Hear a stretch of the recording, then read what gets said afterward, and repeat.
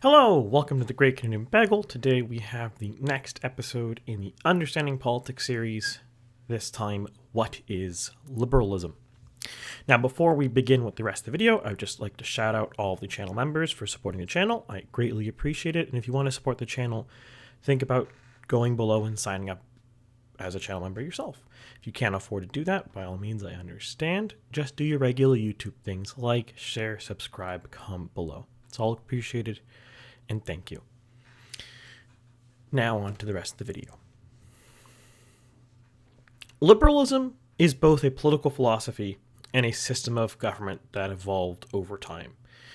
Now, it primarily evolved in Northwest Europe, England, and the Netherlands specifically, though it has blossomed in France as a very poignant forebearer of liberalism, and it's all over Europe and the West today. Now, liberalism grew in popularity because of specifically the Enlightenment and the reaction to absolutism, the last system we've covered in this series. In particular, the American and French revolutions are paramount to the creation and the pushing of liberalism to the forefront. Without those two revolutions, it's hard to understate how much different the political spectrum of the world would be today. What we're looking at as the world today. If those revolutions had failed or just never happened, it's very likely that liberalism would not exist, at least not exist in the form we understand it. So this then leads to a very important first question. Well, what is liberalism?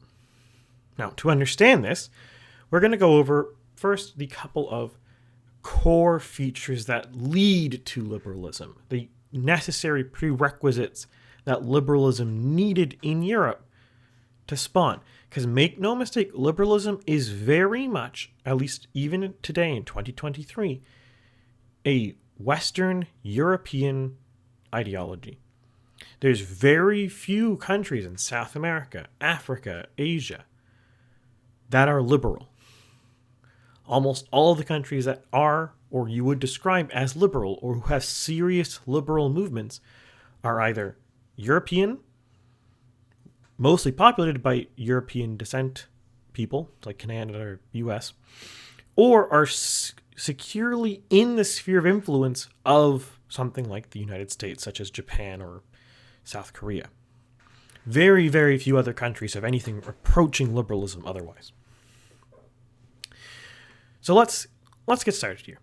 So the first factor that leads to liberalism, which I've already touched upon, is the question of legitimacy. And that question of legitimacy spawned from absolutism. Because absolutism, as we touched on in the previous video, and if you don't remember that video, I recommend you go check what is absolutism. It's pretty useful to understand this. Actually, this whole series builds upon itself, so it's going to be easier to understand future videos if you've watched the past ones. But anyways, so absolutism in general broke down the societal order of feudalism in Europe. And this breakdown caused significant centralization in the king himself. This centralization in the king and the rejection and basically exclusion of concerns and voices of significant interest holders, be it the nobility, be it the church, be it even the peasants. They weren't considered. They were mostly ignored unless the king just so happened to align with them. This saw the rise of things like parliaments in the UK, in England, or the parlements in France, or the Sejm in Poland, etc., etc. All sorts of these quasi elected legislative bodies. Not quite legislative, not quite elected. And they challenged the king. Now, this challenge itself, this pressure, is not itself liberalism. In the understanding of the French Revolution, the Parlement's pushing back on the king's unilateral decisions to raise taxes or change laws isn't liberalism. But it is a precursor and a prerequisite to it, because that pushback and that rejection is a rejection of absolutism. Did not need to congeal into liberalism, how we saw later in the French Revolution, but this necessary prerequisite of rejecting the authority and legitimacy of the king to act arbitrarily is necessary.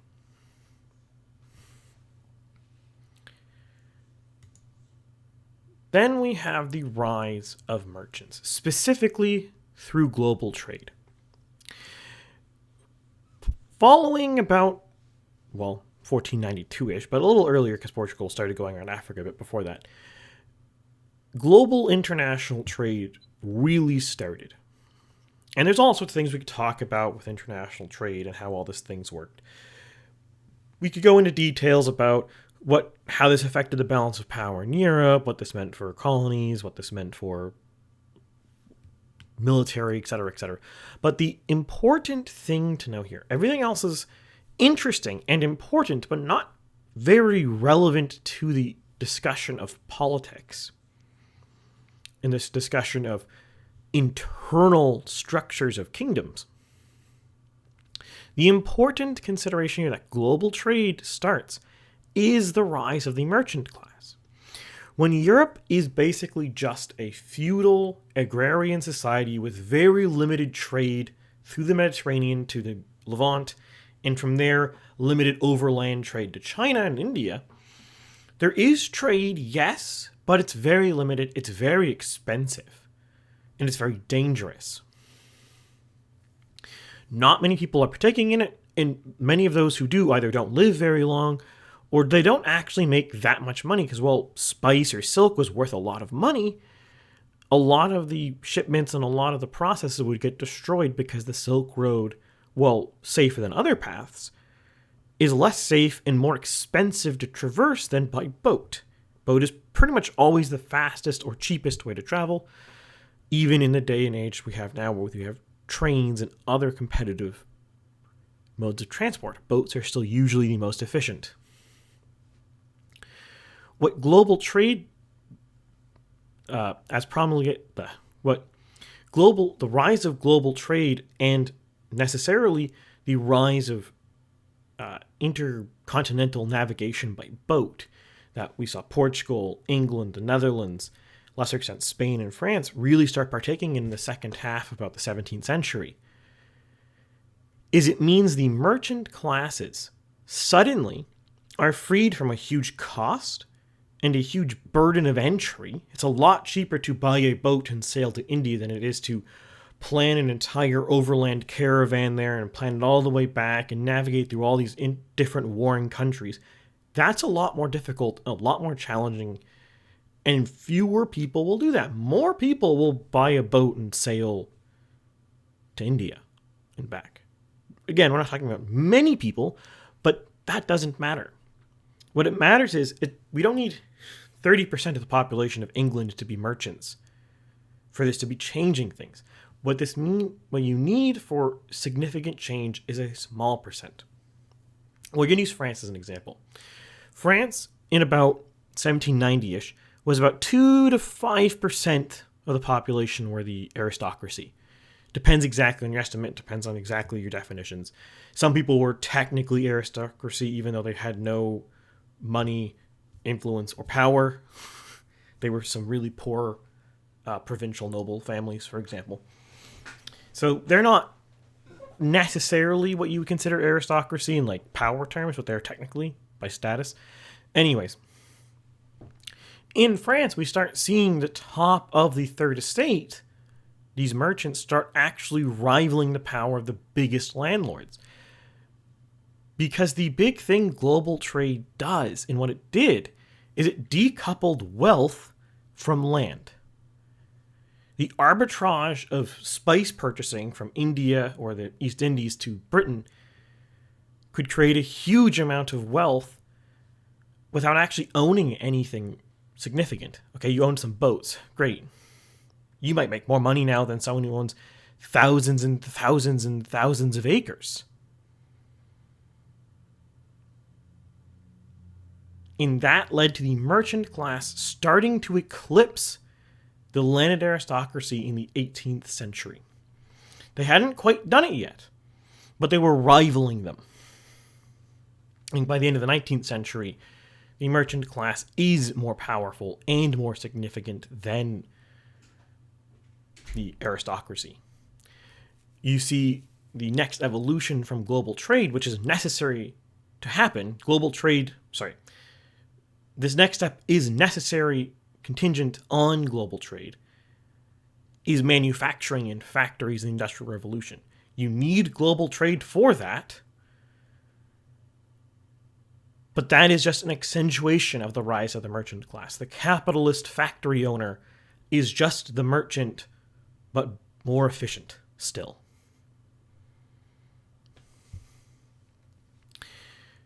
The next contingent and important factor is the Protestant Reformation.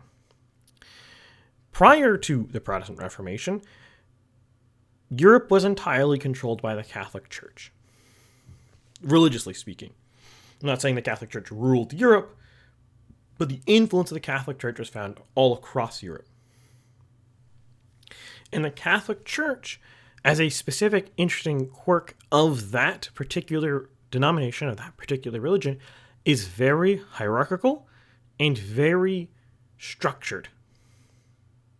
Every religion and every denomination of religion has their own quirks and their own flavors. Just another example, Shia Islam, correct me if I'm wrong in the comments here, but my understanding of Shia Islam is it's more, or Sunni Islam?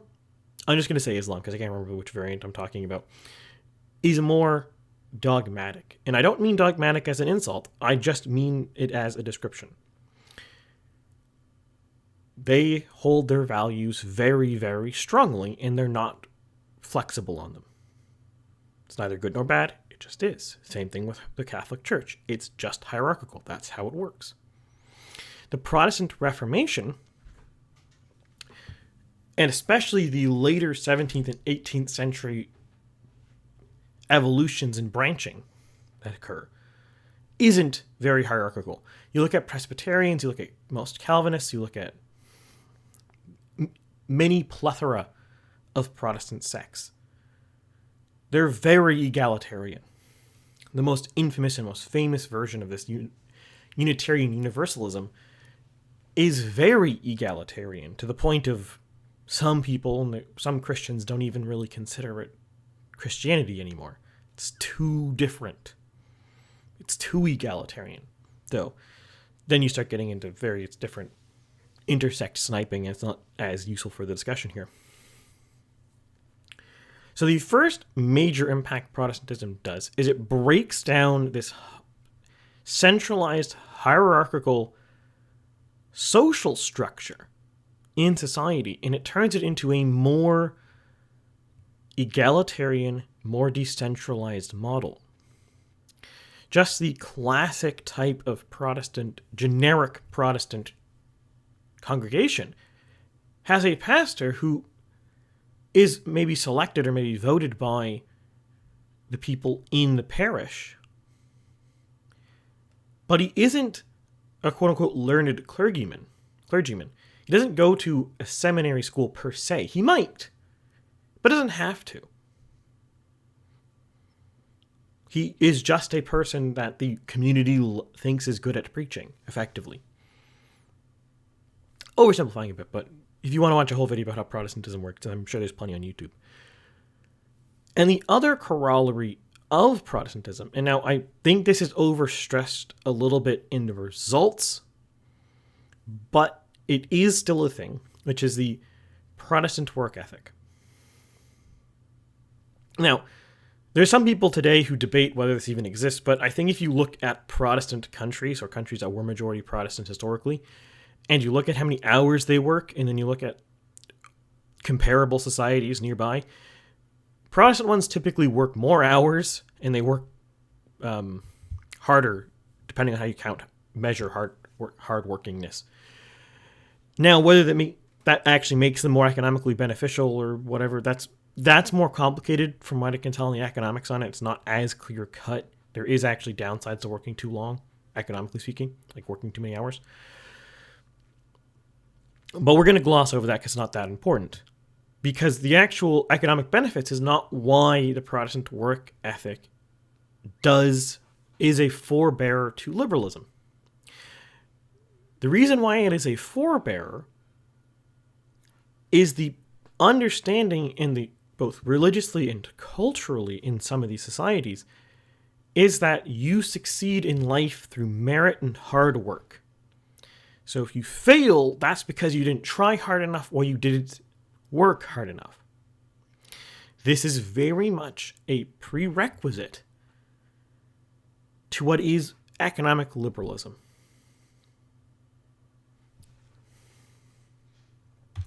And then finally, I picked 4 here, but there's plenty of thinkers from the Enlightenment in the late 17th, early 18th centuries who become extremely influential with their works on what becomes liberal philosophy. And at some point in the future, people want to, I might go into more in-depth of individual writers and their individual books and their individual thoughts. But for now, we're just going to talk on a very high level for interest of time. So the 4 big ones we have here, and I think I put them in a weird order. I think I did. So I think this first guy here, if we see him, I'm pretty sure this is the second guy, sorry. This is Thomas Hobbes, and his big work is Leviathan. Now, Leviathan, I think it's a bit misunderstood a lot of times these days because people don't actually read the book. They just read the summary of the book and then read summaries of the book. But anyways, the real brief summary of Leviathan is, and this is not to understate, this is the basis of liberalism. Now, he did not think of this when he was writing it, Thomas Hobbes, but this becomes the foundational text that all other liberal books kind of build off of. Liberal theorists build off of. And his main thesis in Leviathan is the concept of the social contract. That's the main essence of the book. Now, there's all sorts of other details and all sorts of things I'm really glossing over here, but the main essence, which the rest of liberalism builds off of, is the social contract. We see here, I believe this is John Locke. His book, The Second Treatise of Government, expands on the social contract. It's not a rebuke of Hobbes' work. It's like the best way to say it is, it's a different version of the social contract, but it is a necessary child of it. It's an evolution of the thought process. And there's other things too. I believe Locke also brings in the concept of rights as well, but that's less important right now. Well, that's important, but that's different train. Then we kind of get Adam Smith and Jean-Jacques Rousseau. Adam Smith here, Rousseau here. About the same time, I believe, within a decade of each other. I just don't recall which one goes first top of my head here. I didn't write that down in my notes, because of course I didn't. Adam Smith jumps in with a completely unrelated thing to the other 3, but also very, very important. The book, The Wealth of Nations, is basically capitalism, the book, oversimplified, but the entire thought process of economic liberalism, that is small government, free market capitalism, comes from The Wealth of Nations. That is the ideological grandfather of all of that thought. And then finally here we have Jean-Jacques Rousseau. Now, I've personally read a lot of Rousseau. I mean, I've read all of these, to be fair, but specifically, I read Rousseau more than the rest because I think Rousseau is actually the most important one to understand liberalism himself. If you were to read only one of these books, De Contract Social, though you probably want to get an English translation knowing the demographics of my viewers, is the most important one to read. if you read this critically and with good thought, and you're actually paying attention, this really articulates well the thought process of liberalism. The trajectory that liberalism is going to take, the necessary end step that liberalism must go. It's again just another variation and evolution of the concept of the social contract, but it also starts pulling in human rights and all this other things, and it meshes it together. And I think probably the best single book description of liberalism. Now, nothing can be described in one book on liberalism, at least no historical book. I'm sure me or someone else today who reads history and politics and stuff could probably summarize liberalism in one book, but no historical book is going to do this because this is an evolution of an ideology. It doesn't start in one place. It evolved over time in the 18th century.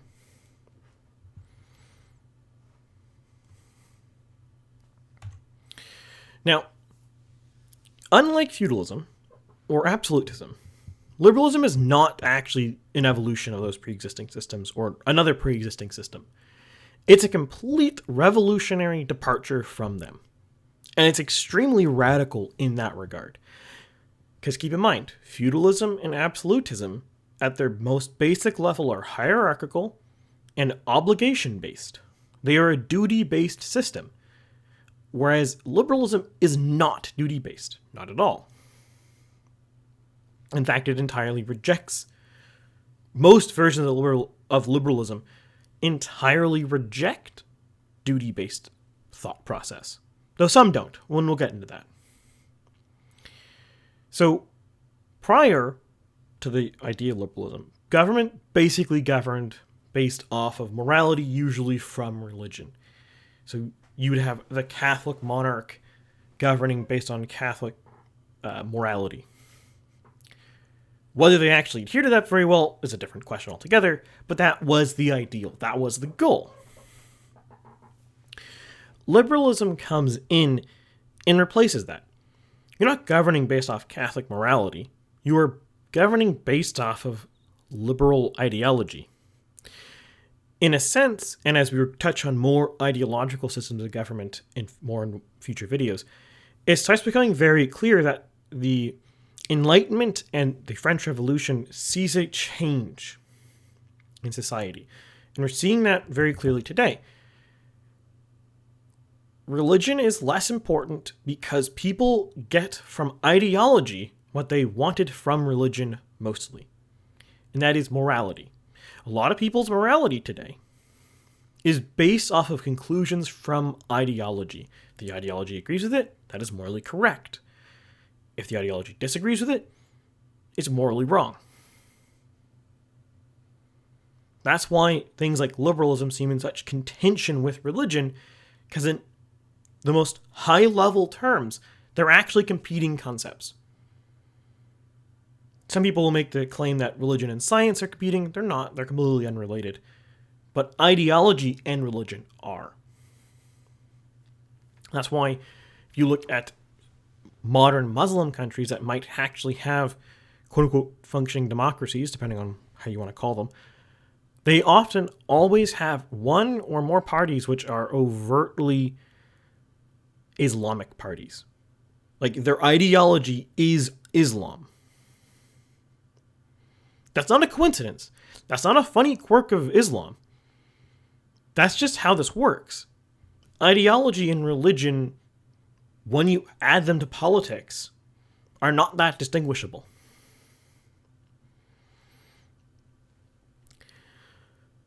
But unlike religion, where religion is basically given to people by God or prophets, which is by God by another extent, or many gods if it's a paganistic or polytheistic religion, liberalism and other future ideological systems are based on axioms. Rationally decided axioms, though you can't actually rationally discuss the axioms themselves. You can either accept or reject them. Because not sure how much. If you've taken math courses on logic, you'll become pretty clear what this actually means. You can't debate an axiom in a system. That doesn't really make sense. Because to debate an axiom would require knowledge outside the system. Axioms are the assumptions the system is built on, and they are an assumption. They cannot be proven within the framework. They're just asserted. For liberalism, there's 4 major axioms. All men are equal. Individual autonomy is paramount. Morality is based on human rights. And there's a social contract between man and society. Collectively, these 4 attributes form what is the basis of liberalism. All the different flavors of liberalism you might see are just different interpretations of these 4 axioms. And specifically, we get this triangle here. We have rights, liberty, and equality. This trio is basically the holy trinity of liberalism. Collectively, as a block, this is the social contract of liberalism. The collectiveness of these 3. That is the best way to understand liberalism. Every liberal ideology today, historically, in the future, will be some derivation of these 4 axioms. Great. So this has just been a ton of theory. You might say to yourself, what does this even mean? What does this do in practice? Why are there so many variants of liberalism? We have left liberalism, right liberalism, social liberalism, neoliberalism, classical liberalism. What about libertarianism? Where do all these fit in?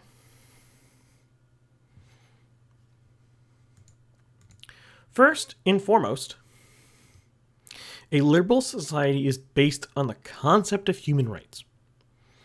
Original examples would be the U.S. Bill of Rights, seen right, and the French Declaration of Rights of Man, seen left. This, interestingly enough, actually are written in basically the same year, 1789 and 1790. The U.S. one comes into force in 1791, but it was written before then.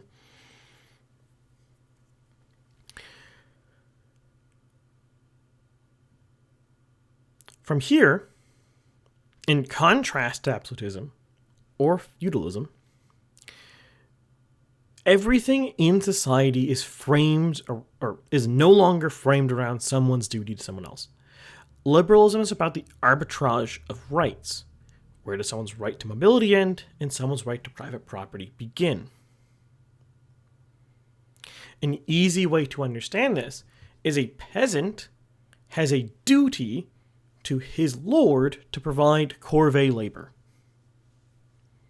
for some number of days a year based off of their contract. In liberalism, the peasant has no duties to their lord. The lord and the peasant are 2 atoms floating in the void. In feudalism, the lord must protect and provide adequate and reasonable means to his peasant. That means that there has to be things like mills, there has to be things like doctors, there has to be places for them to farm. They can't arbitrarily evict the peasant if the peasant doesn't want to work. He has a duty to his peasant. In liberalism, the lord has no duty to the peasant, and the lord has the right to evict the peasant if the peasant no longer wants to pay rent. Now, in the arbitrage of rights, the lord also can't arbitrarily evict the peasant if the peasant is paying the due lawful rent for the land. So the peasant's right to not be evicted and the lord's right to their own property is arbitraged through a legal contract. This seems very similar in the end to how the feudal structure worked. But unlike the feudal structure, which is all based on obligations one person owes to the other person and the other person owes back, which is a collaborative system, liberalism is inherently antagonistic. The peasant is subtracting rights from the lord, and the lord is subtracting rights from the peasant. In feudalism, that is not the case. As a direct consequence of this, liberalism invariably empowers judiciary to act as the arbiters of where rights begin and end. There cannot possibly be a liberal system of government without a strong court system. And necessarily, this court system must contain the power of judicial review. The courts must be able to reject laws that would violate people's rights. A government that violates someone's right, no matter how seemingly justified, no matter what reason, is an affront and a moral blight to liberalism. The only acceptable time rights can be limited is through arbitrage of two competing rights.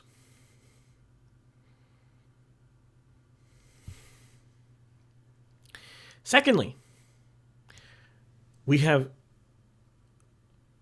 equality, or specifically, inequality. Liberalism hates inequality, be it privileges, incomes, wealth, or any discrimination or phobia you want to say, but just to list some examples: racism, sexism, homophobia, whatever. Liberalism hates those because permitting the indulgence of those, even for 1 minute, violates the substantive equality that liberalism is premised upon. That's why liberal societies see things like progressive taxes, but also sees things like flat taxes. As you will touch on in a little bit, that particular conception of taxes, progressive versus flat, is one of the reasons why there's different variations of liberalism. But just to quickly summarize, the progressive taxation thought process is to try to create more equality of income. Whereas the flat tax concept is to create an equality of rules. Everyone has the same rule. There is no special caveats.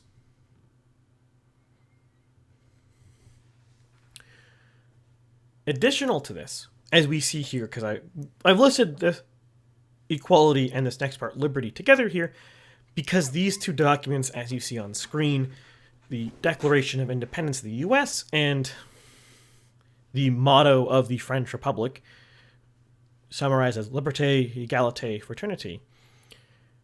These two documents, and there's a reason why I keep using French and American examples, because France, post 1789, or 1791 really, and the U.S.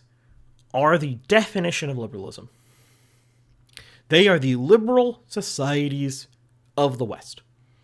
Every other country that is remotely liberal is either a client state, an ally, or a friend, a close friend of those two countries, or has been conquered by one of those two countries. The further away you go from those two countries, the less liberal your society is, or less likely it is to be liberal. Now, liberty is kind of obvious. That is more or less where the term liberalism descends from. It is a derivative of the word liberty, obviously. It's pretty clear.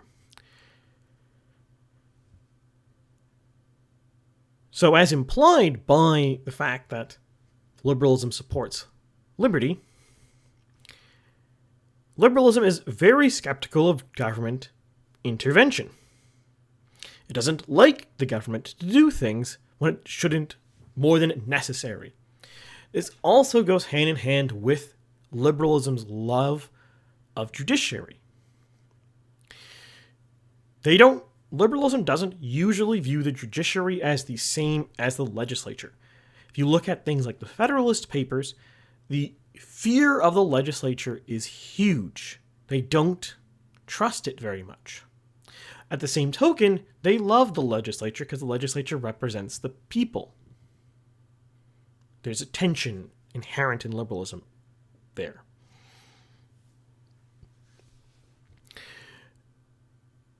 Though, it's important to note, this liberty and the consequent skepticism of government intervention is also inherently in tension with the belief in equality. Now, the combination of these two things, as all things in liberalism which are in conflict cause, is an arbitrage of concerns. This arbitrage of concerns is the creation of the administrative state that we know of today. This administrative state is not, as some people posit, a conclusion of socialism or whatever you want to say. It's inherently a logical consequence of the liberal societies we live in. Is that good or bad? It depends on your perspective, but it just kind of just is. And to be clear, other ideologies and other government systems can also create an administrative state. This is not unique to liberalism, but it also is an inherent part of liberalism. So why would liberalism need inherently an administrative state? Well, that goes down to the question of fairness. To have equality, but also to have liberty, requires some level of fairness. You are not really exercising your freedom if people are lying to you, if people are breaking your contracts with you, if the labeling of your product is intentionally wrong. You can't really say you are living in a fair system. You can't say you're really having liberty. A more broad example, which all variants of liberalism agree with, you can't really meaningfully exercise your liberty if thugs keep walking down the street and breaking your knees. Now, some variants of liberalism might debate how to fix that problem, but they all agree that is a problem.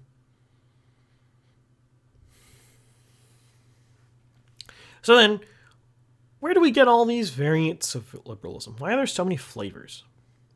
Well, again, it boils down to this triangle. This competition of these three axioms that are all inherently in tension with each other. Different variants of liberalism focus more on liberty, focus more on rights, focus more on equality, or maybe equality and rights, or maybe liberty and rights. They all focus on these variants. So what do we have? Well, we have this nice chart. Now, I will be clear. Everything here is liberalism. They don't all have the same points, but it's all liberalism. If you look, every single one has something in one of the equalities. They all generally believe in liberty. They all have something to do with rights. There's some other things around it that are necessary conclusions, but all of these satisfy the three main criteria to be liberal. That's why they're all considered liberal ideologies. But let's start first. The easiest, most broad categories. So we have left liberalism and right liberalism. To oversimplify, left liberalism considers the equality of people as more important than liberty. And right liberalism is the opposite. The easiest way to understand this difference is the difference between equality of outcome and equality of opportunity. Right liberals entirely and strongly believe only in equality of opportunity. They want a fair system where everyone gets an equal chance and the meritocracy can select the winners. This is basically the ideological grandchild of the Protestant work ethic. And it should not be a surprise that right liberalism basically only exists in countries that were very Protestant. Go look it up, or go look at parties in different countries. You'll find very few right liberal ones in non-Protestant countries, or at least historically Protestant. Very few countries are actually Protestant anymore, to be clear, because atheism. Left liberalism, however, thinks unequal outcomes do destroy the idea of equality, but they're not entirely against things like equality of opportunity. They're more of a depends. They don't think equality of outcome is entirely good. Like, they don't want to force everyone to the same point. But they also don't think it's just enough to give everyone the same starting line. That's why left liberalism likes things like progressive taxation. That helps balance these things. It's kind of wishy-washy on these two types of equality, but that's just how it works. Now you might ask yourself, why is social liberalism different than left? Why am I distinguishing these two? Well, the main thing is, well, yes, left liberalism does support welfare, does support an administrative state, is usually questionable on negative rights, does have a positive view of rights. Okay. Social liberalism believes more strongly in equality of outcome. Now, they're not socialists. They're not going to force everyone to have the same income or confiscate property. But their conclusion to make more equality of outcome is things like affirmative action and welfare. Very specifically, welfare. Social liberals love welfare. And not only do they love welfare, they hate things like private medicine, private education, or other similar things. The government should run those to a social liberal, because to have them run by private companies, to have private medicine, to have private education, or other similar core amenities, will create equality or inequality of outcome. The only result of private access is inequality of outcome. And that's why they actually oppose this. If you look at today, the NDP might get really mad about the talking about possibly introducing a private option in healthcare, even if the public option is maintained and funded.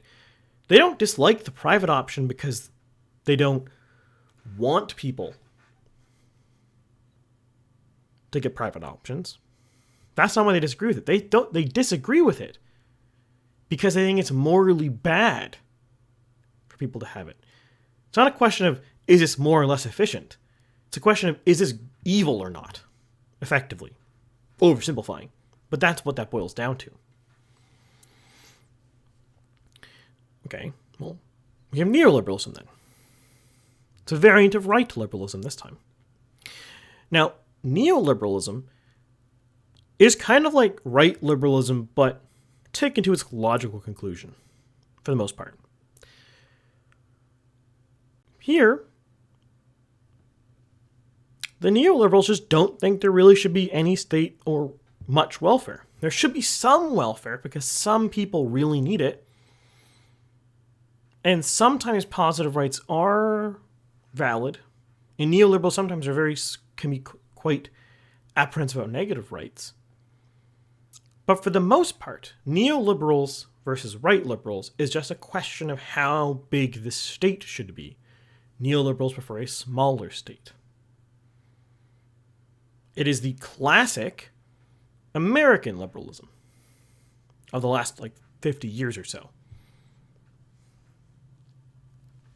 Then we have classical liberalism.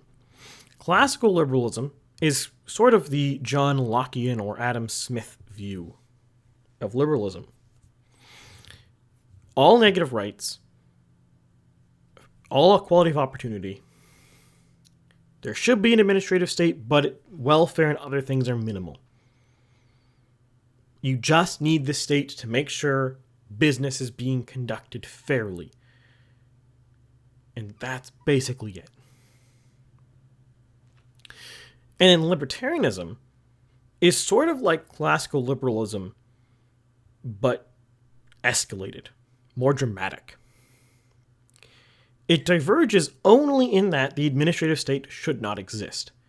Any regulation, whether it's well-intentioned or not, actually destroys equality of opportunity or fairness, or possibly violates someone's rights.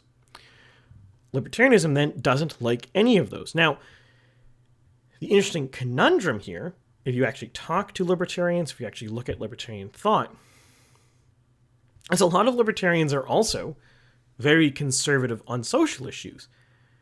And they get a lot of tension inside libertarian circles because they can't rationalize inside the liberal framework how to be very socially conservative while also completely rejecting the state. And that's the interesting conundrum of libertarianism. Now, these were all very run through and simplified, because I'm not actually here to talk about what all these individual ideologies are. I'm really here just to provide you with the core differences between them, to show you that actually these are all liberals. Some people often say American liberals and European liberals are different. It's like, they're not. American liberals are more this left liberal variety, and European ones tend to be more right liberal. But that's not that surprising. Because in America, conservatives are actually just rebranded right liberals usually. Whereas in Europe, right liberals are their own branding, and left liberals are usually superseded by socialists, but not always. If you look at parties like the SPD in Germany, that's more of a social liberal party than it is a socialist party. Parties like Labour in the UK kind of waffle. Sometimes it's socialist under Corbyn. Sometimes it's a bit muddy under someone like Starmer, but under Blair, it was more of a social liberal party. Maybe even left liberal. Some called it a neoliberal party. I don't really think it necessarily was neoliberal, but it's neoliberal is very, very common insult among the left. For some reason. I'm not sure why that specifically one is the insult, I should say. But with that, I'll wrap up the video here. So just, if you have any comments, make sure you get them below. If you want me to expand on anything, let me know. I have considered this, but we'll see. These videos take a bit more time and effort, but I hope you enjoy it. So, with that, I bid you adieu, and I will see you next week.